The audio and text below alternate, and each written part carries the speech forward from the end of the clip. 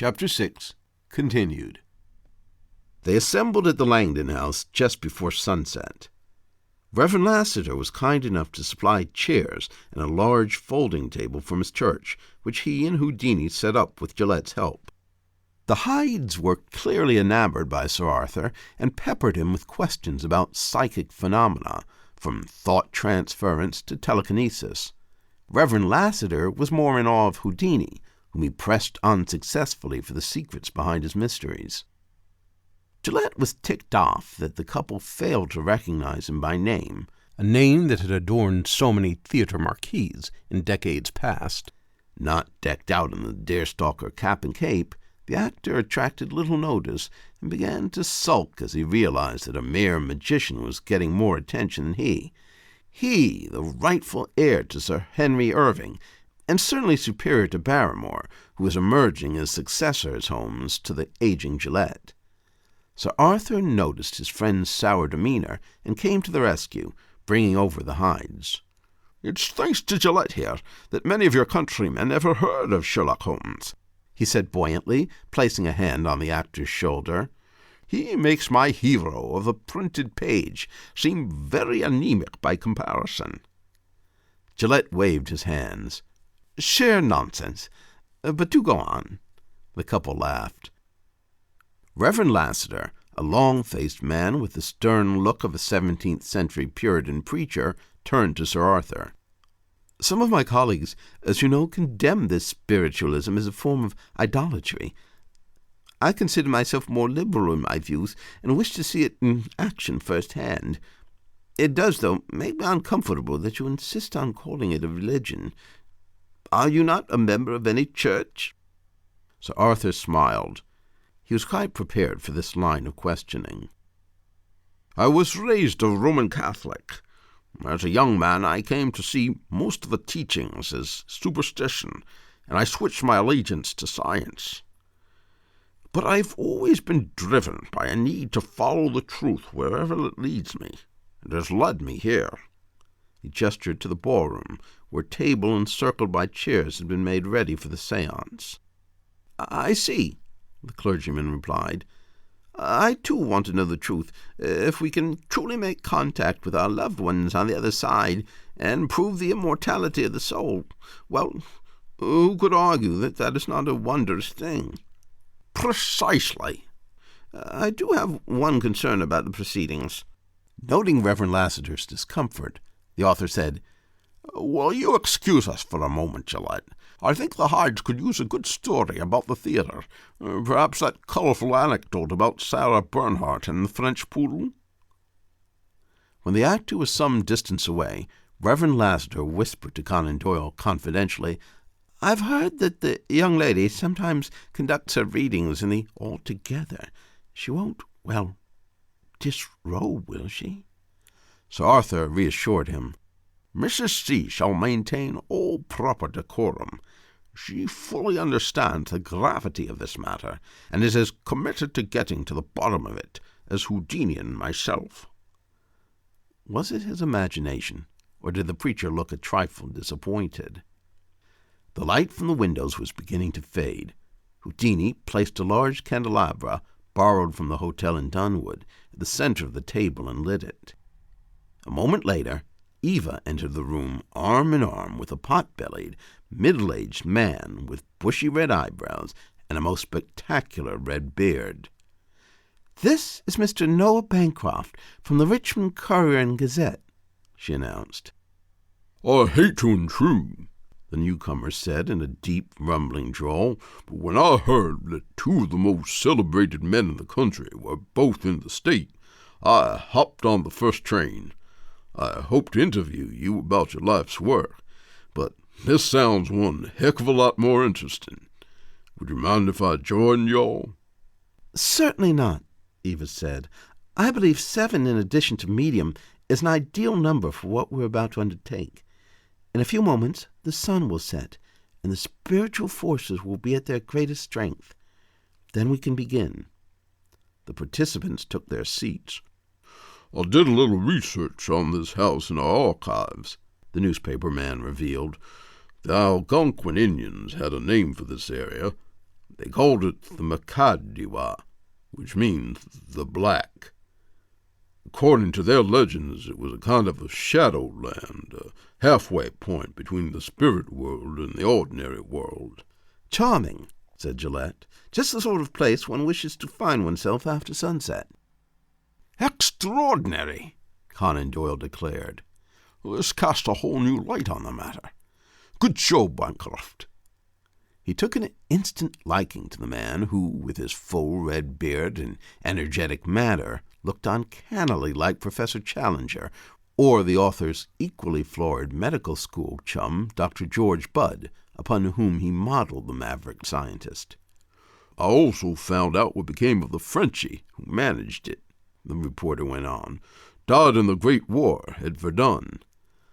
I found a story about a traveling salesman who checked into the house and was never seen again.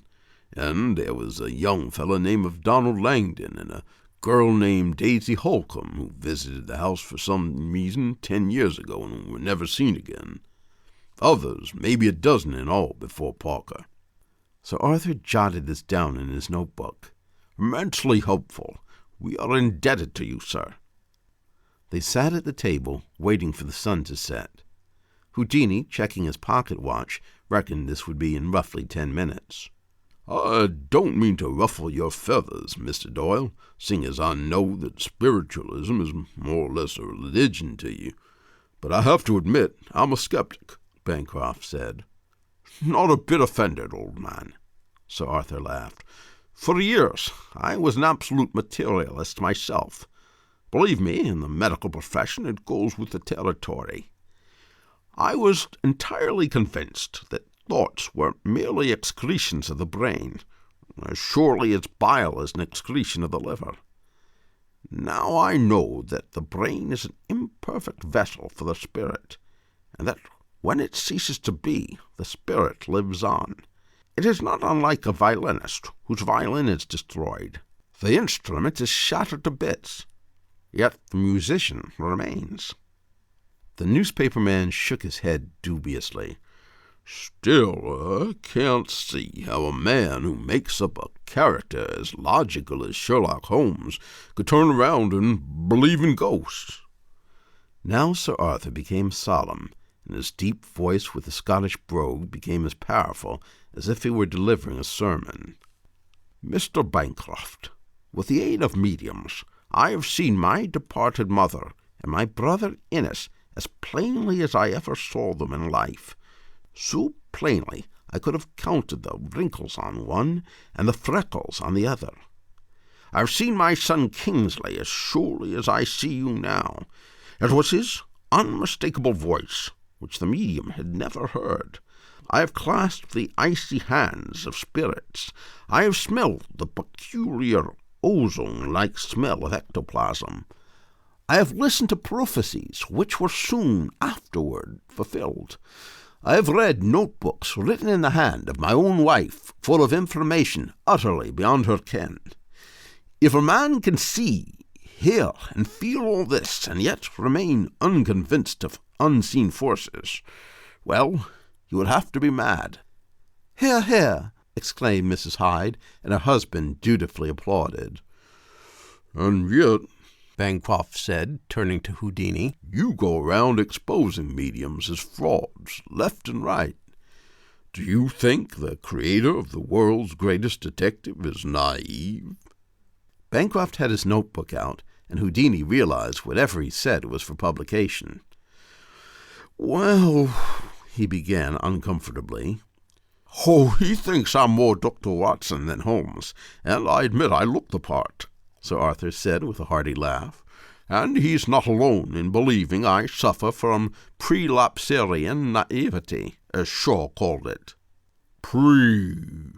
Bancroft said, puzzled and struggling over the spelling.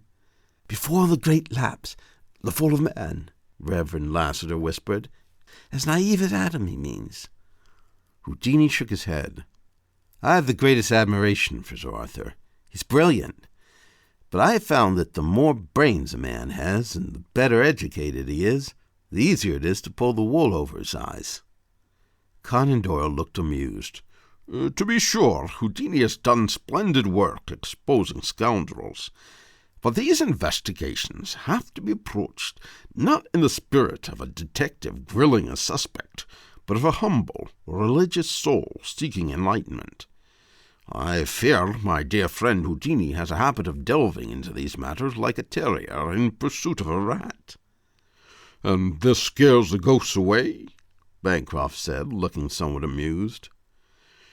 It can upset the delicate balance, the mental harmony needed for psychic contact with the other realm. Reverend Lassiter turned to the magician. I gather, then, that you consider yourself a non-believer.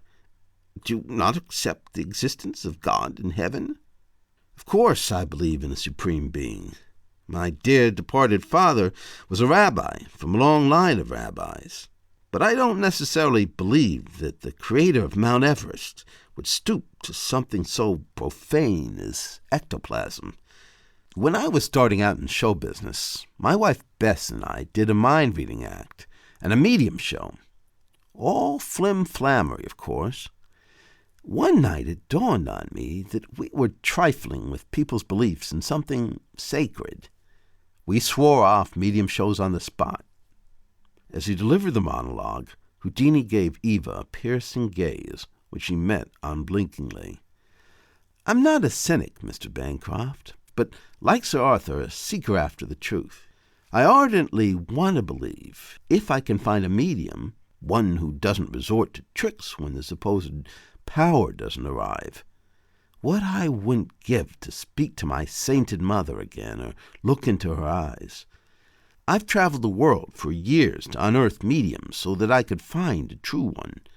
I regret to say that so far I haven't witnessed a single one that had a ring of sincerity. But Mrs. C., protested Mrs. Hyde. Houdini smiled. Yes, well, we'll put her powers to the test in a moment, won't we? Sir Arthur broke in, pointing out, Houdini forgets, of course, his own remarkable experience with my wife, Lady Doyle, in which his own mother spoke to him. Oh, do tell us about it, said Mrs. Hyde excitedly. Well, it was all quite thrilling, the author began. Sir Arthur, the time, Houdini protested. Do go on, Reverend Lassiter pleaded. We still have a few moments before dusk. Sir Arthur went on enthusiastically. One afternoon earlier this year, Houdini sat beside me while my wife, who is adept at automatic writing, received a 15-page letter from his mother. It was an unforgettable scene, my wife's hand flying while she scribbled at a furious rate, me tearing off sheet after sheet and tossing them to him. You could see on his face how moved he became as he read her touching words. To my own beloved boy, how happy I am in this life over here. Mrs. Hyde took the magician's hand. My dear fellow, how much this must have meant to you. Could you feel her presence? I would rather not speak about that very personal matter, Houdini said with a cold smile. Conan Doyle grinned at his friend. I imagine he'll write about it soon. Houdini himself is living proof of the supernatural, though he won't admit it. I've read about that in one of the Society's journals, said Mr. Hyde, that you use some kind of teleportation to get out of milk cans and pass through walls. Houdini shook his head. I've told Sir Arthur time and time again that I rely only on my own skill, strength, and misdirection to achieve my escapes and other mysteries, but he's hard-headed. As brilliant as he is, his skull is cement. Sir Arthur smiled warmly. It's my friend who is hard-headed. He refuses to acknowledge that he resorts to preternatural means to achieve his most wonderful escapes, though it is obvious to any intelligent observer. Whether this is because he fears his brother magicians would give him the boot from the profession, or truly has no conscious awareness of his gift, I cannot be sure. Gillette came away from the window, saying jauntily, This discussion is scintillating, but the sun is set, and I expect the ghosts are waiting. Very well, then we may continue, Eva said. Let us all sit close together. Chapter 6 continued, Part 2. Sir Arthur noticed that she wore the crystal talisman, and in fact toyed with it nervously as they took their seats. "Mr. Gillette, would you be so kind as to extinguish the candles?" she asked. "Here goes nothing," the actor said, and lowered the candle snuffer on each of the 7 flames on the candelabra. "I must ask for your own safety that once the session has begun, no one is to rise from his chair," Eva instructed them. When the last light was out, Gillette joined the others at the table. "Let us now clasp hands," the medium continued. Houdini took one of her hands, while Bancroft held the other. Sir Arthur sat between Mr. and Mrs. Hyde, who would be sure to boast of this at the next meeting of the Wolsterton Psychical Society. Houdini never made trouble by grabbing mediums or flicking on the lights without warning, as other investigators bent on exposing fraud did. He never left his chair or interfered with their manifestations in any way. Instead, he would simply wait until the end of the proceedings and explain how the trick was done. Typically, mediums shook in their boots when he was on the case. So it was with Mrs. C now. She could barely keep her knees from knocking. The magician was quite sure of this, and took no small satisfaction because his leg was pressed against hers. She suspected, quite correctly, that this was so he could detect any attempt on her part to get up during the seance or to use her knees to levitate the table. Still, she presented a calm front to their guests. "I must ask all who are present to remain absolutely silent. Clear your heads of all negative thoughts," she ordered them solemnly. Several moments passed, and the only sound that could be heard was gentle breathing. Houdini was aware of Eva's perfume, a fragrance that was impudently provocative, and the remnants of cigar smoke in Bancroft's jacket. Reverend Lassiter's sweaty hand trembled. The reporter broke the silence with his booming voice. "What's supposed to happen?" "Shh!" whispered Mrs. Hyde. The temperature of the room began rapidly to dip. "I can see my breath," marveled Reverend Lassiter. There came a sound like an approaching freight train. The walls began to rattle and the floor shook under them. "Is it a whirlwind?" asked Hyde. "Should we go down to the storm cellar?" From somewhere in the distance, whether from below, outside, or above, a deep alto voice began to sing the Negro spiritual, "Swing Low, Sweet Chariot."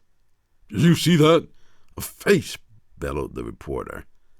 "I don't see anything," cried Reverend Lassiter. "Where?" He squeezed Houdini's hand fearfully, and the magician winced from the fingernails biting in. "Over there!" cried Bancroft. "Doesn't anyone else see it? An old woman." Houdini looked about, expecting to see a slide of a ghostly face projected on a wall, as he had at 100 seances, but saw nothing. "I don't see her, but I can feel her presence," declared Mrs. Hyde. "I do as well," echoed her husband. "Damn it, there's a hand on my shoulder," cried Bancroft. "Don't get up," Sir Arthur warned him. "Couldn't if I wanted to. It's as strong as a gosh-darn gorilla." Eva tried to restore order. "Please, all of you, try to remain calm. Spirits of the house, we mean you no harm. We are listening.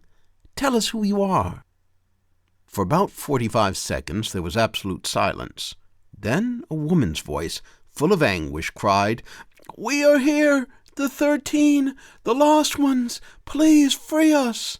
Another voice, male, shouted, "Leave us and don't come back, or the house will claim you too. Save your souls." Eva began to moan. "Oh, oh, oh, oh." Her shrieks were intense, as if she were being suddenly and repeatedly violated. "No, stay out of me," the young medium cried. "What's wrong with her?" cried Bancroft. "Mr. Doyle, should we do something?" "Steady," Sir Arthur said calmly. Shrill laughter filled the room, the mocking cackle of a witch, perhaps emanating from the medium. The high-pitched laughter lasted no more than a minute, though even that was intolerable. Then Eva's spirit seemed to reassert itself. "Pray," she cried, prying her hand out of Houdini's. "For the love of God, pray now. Release your hands and pray." Everyone pulled away their hands, interlaced their fingers, and began to pray. "O Father, who art in heaven, hallowed be thy name," Reverend Lassiter cried at the top of his lungs. "Yea, though I walk through the shadow of death," Mr. Hyde sputtered in raw terror. Sir Arthur's voice, forthright and fearless, intoned, "Imprisoned spirits of the house, please permit no harm to come to us." "Well, I've had about enough entertainment for one night," Gillette announced. "I'm lighting the candles." "I say, what the devil?" Crash! An object struck the wall. "Something tore it right out of my hand," the actor hollered. Mrs. Hyde screeched in horror. "It's coming for you now," shouted a deep male voice that seemed to echo from all sides. Eva let out a cry and fell to the floor. All the others were on their feet and stampeding for the door. "Open the door. There's a light in the hall," said Gillette. "I can't see. I can't find the handle," Reverend Lassiter cried. "It's gone." "Oof!" cried Bancroft as he accidentally bashed into Mr. Hyde. They grappled for a moment. "Let go of me!" Hyde shrieked. "Let go of me!" Bancroft bellowed in return. Mrs. Hyde screamed, "The room! We're trapped like those others! We're all going to die! We're going to die!" "Mr. Hyde, please endeavor to keep your wife at ease," said Sir Arthur, by nature immune to panic.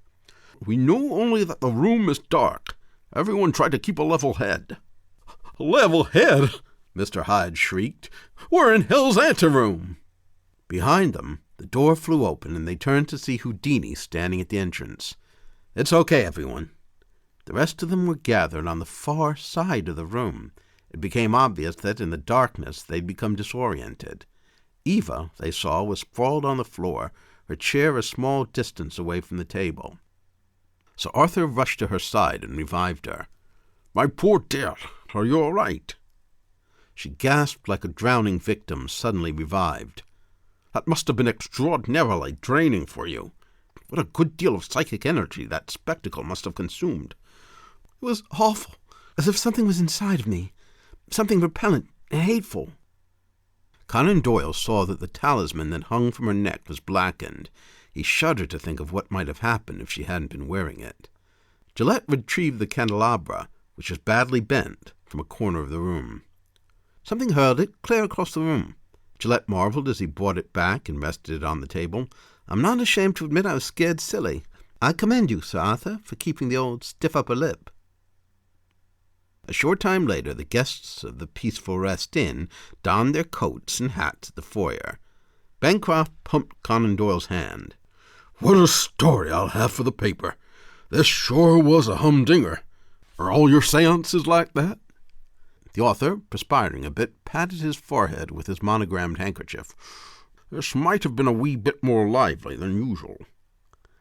Reverend Lassiter, pale as the proverbial sheet, squeaked out hardly a word before he scurried out. Mrs. Hyde practically had to be carried to the car by her husband, who glared at their hosts on the way out. Gillette was the least frazzled of the invitees as he said so long to Sir Arthur, Houdini, and Eva. "Well, it was a delight meeting you, Houdini, and I'll be ever grateful to you for finding that doorknob," he said, shaking the magician's hand. "Sir Arthur, thank you for an invigorating evening." He took Eva's hand and kissed it. "Madam, it's been a pleasure, and if you ever have the occasion to hold another seance, be sure to throw away my phone number." The alter ego of Sherlock Holmes turned at the door and frowned. "In all seriousness, gentlemen, I really do suggest you clear out of here." When they returned to the hotel in Dunwood, Houdini walked Eva to her room. "That was a crackerjack performance," he said. "All those voices. I'm a pretty good ventriloquist, but I can't throw my voice like that. And what a range! You ought to be an opera singer." Eva shook her head. "I have no idea what you're talking about. When you let go of our hands to pray, you got up from the chair to grab the candelabra and throw it," he said. "You've got a pretty good arm for a dame." Eva scowled. "How dare you accuse me of such a crass thing? Have I offended you in some way?" "When we unclasped our hands, you moved away from me." "Yes, I felt your leg against mine, and quite frankly, such intimate contact made me rather uncomfortable." "Oh, that's rich," laughed Houdini. "I know, because when you got up to go around the table, I moved your chair. That's why you fell and made such a racket. Hope you didn't hurt your keister." She covered her mouth in dismay. "I didn't say anything in front of Sir Arthur's guests out of respect for him," he went on. "I see." She paused for a thought, then said quietly, "Thank you.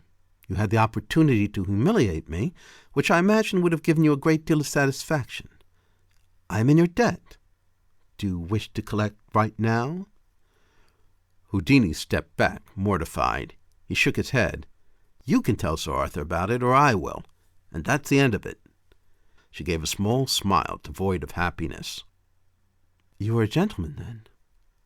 He shrugged contemptuously. "You put applesauce on the table. Sure, I smell it, but I've walked through an orchard before. I don't have to taste it." She bowed her head. Her cheeks reddened, those golden ringlets falling about her flawless china doll face. Her beauty made it difficult to revile her. "You've earned the right to insult me, of course," she said. "But you should know that, although I did the voices, there were manifestations I had nothing to do with. The coal, the walls rattling, the face Mr. Bancroft saw, none of that was my doing. This I swear." Houdini smirked. "Sure, upon your honor, I guess." "Under the circumstances, I know I can't ask you to take my word." He shook his head, growing uncertain now. "The face that only Bancroft saw?" "He doesn't seem like a man given to flights of fancy, does he?" "I don't know what he's like, only that he writes for some little hayseed rag I've never heard of. How do I know you didn't recruit him to be a show, using your charm?" Eva bit her lip. Tears began to roll from her emerald green eyes, and she bowed her head. "This isn't as much fun as I expected," Houdini admitted to himself. "No fun at all. But damn me if this scheming little fraud, with her loose morals, lies, and crocodile tears, is going to make me feel sorry for her." "I just want to know one thing," he said sternly. "I just want to know what your angle is. You're not in this racket for the money. Your family has plenty of dough. Your name isn't in the paper, so you're not after fame." She raised her chin and met his eyes. "I suppose I want to feel special. Do you understand, Mr. Houdini?" Her earnest look startled him. "A hunger to be unique, to be number one, to have the spotlight consuming you insatiably?"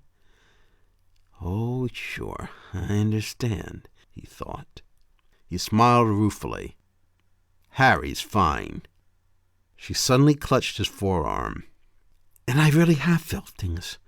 When I was a little girl, when my grandmother died, I could sense her in the house."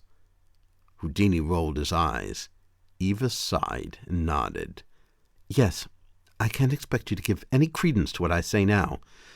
Well, now, I'm rather tired, so—" He took her hand. "Good night, Eva." "Good night, Harry."